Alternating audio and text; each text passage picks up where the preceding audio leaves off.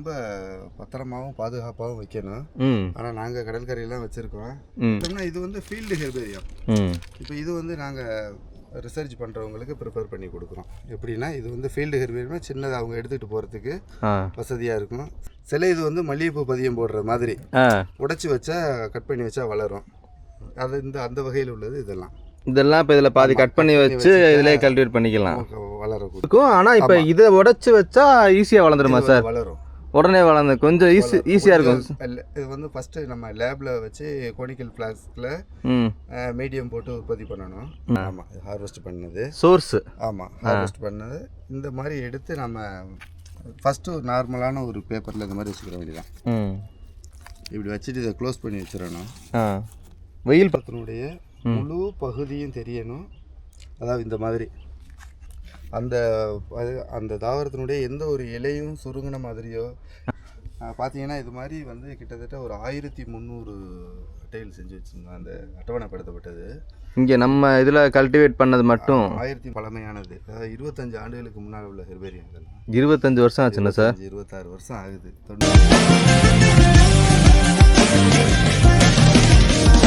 ரொம்ப பத்திரமாவும் பாதுகாப்பாகவும் வைக்கணும். ஆனால் நாங்கள் கடற்கரையெல்லாம் வச்சுருக்கோம். சரியான ஒரு இடம் இன்னும் அதுக்கு கிடைக்கல.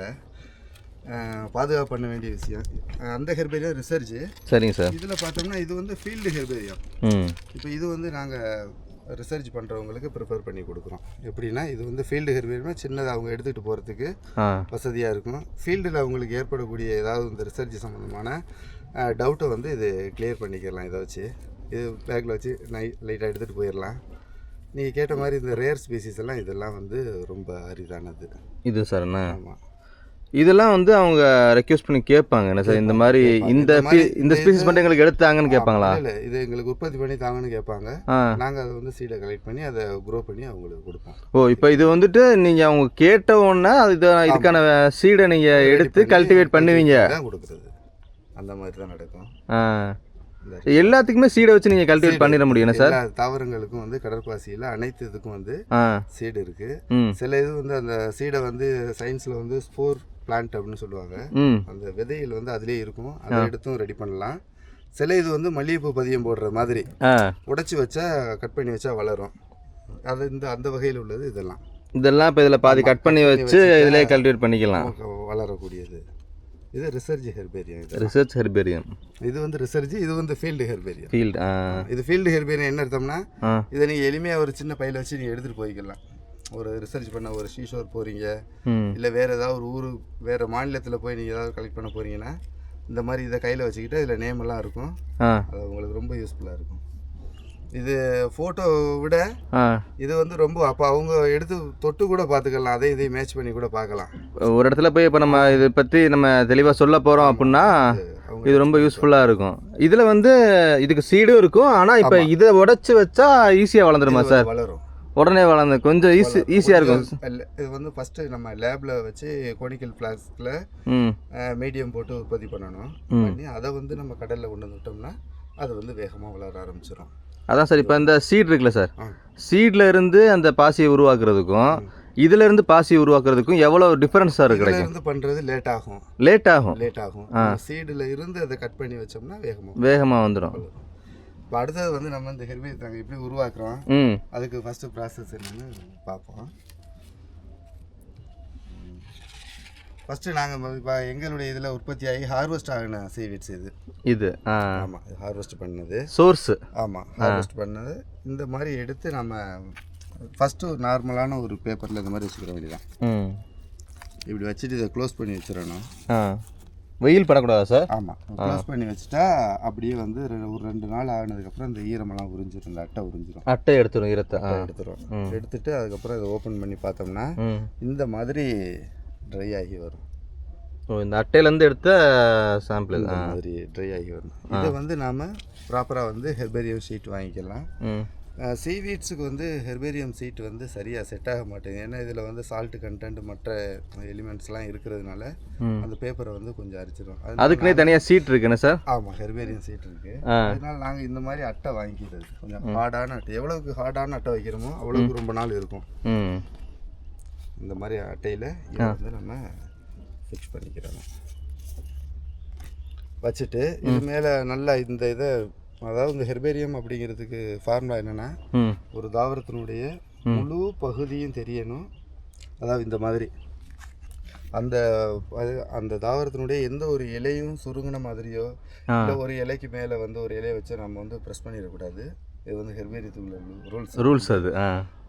ஹெர்பேரியம் வந்து நல்ல ஒரு கனமான அட்டையில் பண்ணால் நல்லது. அதாவது சீவீட்ஸ், அந்த கடல் பாசிகளை நம்ம கடல் சார்ந்த இதை நம்ம ஹெர்பேரியம் பண்ணும்போது அட்டைகள் கொஞ்சம் நல்ல குவாலிட்டியாக பார்த்து வாங்கணும். வாங்கிட்டு, ஏன்னா இது வந்து நம்ம ஒரு ட்ரிப் செஞ்சிட்டோம்னா அது ஒரு 15 வருஷம் 20 வருஷத்துக்கு அப்படியே இருக்கணும். இப்போ சாம்பிளுக்கு ஒன்று பார்த்தீங்கன்னா, இது வந்து நாங்கள் 2003 செஞ்சது. 21 வருஷம் ஆச்சா சார்? ஆமாம், 21 வருஷத்தில் இந்த மாதிரி இது மாறாமல் அந்த மாதிரி பாதுகாக்கணும். வந்து ரெண்டாவது இந்த மாதிரி ஒரு இதெல்லாம் வந்து நம்ம ஒரு வரலாற்று புகழ் வாய்ந்தது இந்த ஆல்கே. ஆமாம், ஒரு பத்திரமான இடத்துல நல்ல ஒரு கட்டிடத்தில் வச்சு இதெல்லாம் பாதுகாக்கணும். அந்த இன்னைக்கு எங்களுடைய ஒர்க்கு. ரெண்டாவது வந்து இன்னொரு முக்கியமான விஷயம் பார்த்தீங்கன்னா, ஒரு சில ஆல்கே வந்து அந்த வலுவழுப்பு தன்மை வந்து ரொம்ப அதிகமாக இருக்கும். அதனால அதை வந்து இந்த மாதிரி அட்டை, இந்த மாதிரி மைக்கா மாதிரி வாங்கிக்கிறேன், கார்ட்போர்ட் மாதிரி. இந்த மாதிரி அட்டை வந்து இதில் வாங்கிட்டு இதில் ஃபிக்ஸ் பண்ணிவிட்டு அதுக்கப்புறம் இதை ரிமூவ் பண்ணி நம்ம சார்ட்டில் வந்து ஆட் பண்ணிக்கலாம். ஒரு ஹெர்பேரியம் நீங்கள் ரெடி பண்ணுறதுனா ஒரு 4-5 சீட்டாவது நீங்கள் உங்களுக்கு ஒர்க் இருக்கும். சீட்டு வந்து ஒரு சீட்டில் வந்து செட் ஆகாது. இந்த மாதிரி அட்டையில் வாங்கும்போது ஒரு ஹெர்பேரியம் பண்ண போகிறோம்னா எப்படியும் 5 சீட்டு தேவைப்படும். சீட்டில் மாற்றினா தான் அந்த 6வது சீட்டு 7வது சீட்டு தான் நம்மளுக்கு வந்து சரியான ஒரு கரெக்டான ஒரு கம்ப்ளீட் ஆகும். அதுதான் அது பார்க்குறதுக்கும் நல்லா உங்களுக்கு கிளியர். சார் சொல்கிற மாதிரி இப்போ ஒரு செஞ்சுரியை கடந்து நிற்க போகிறது இந்த விஷயம் எல்லாமே. அதனால இவ்வளோ மெனக்கெடுதல் இருக்குங்க இந்த வேலையில். இந்த மாதிரி கொண்டு வரணும். இதுதான் வந்து ஹெர்பேரியத்தினுடைய ஃபைனல்.